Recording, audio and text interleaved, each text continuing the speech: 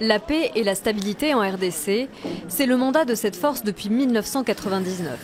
À ce jour, la MONUSCO est la plus grande opération de maintien de la paix des Nations Unies.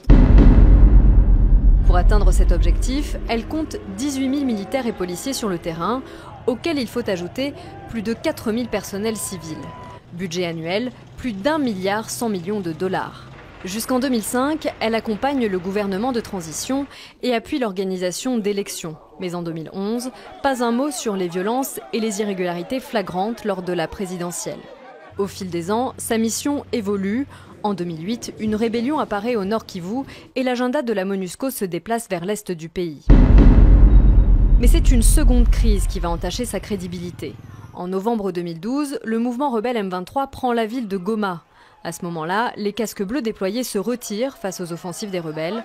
La MONUSCO échoue à protéger la population et le divorce avec le pouvoir est consommé. L'ONU met alors tout en œuvre pour repousser le M23. Une brigade d'intervention de la force est créée. Affaibli par les luttes internes, le groupe rebelle bat en retraite fin 2013, une victoire pour la MONUSCO. En septembre 2017, les casques bleus ont également permis de repousser un groupe de miliciens Maï-Maï à Uvira, dans le sud Kivu.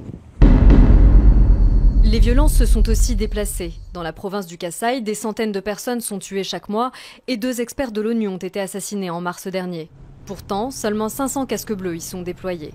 La mission de la MONUSCO devra continuer avec moins de moyens. Sous pression des États-Unis, son principal bailleur de fonds, son budget a été réduit de près de 8%.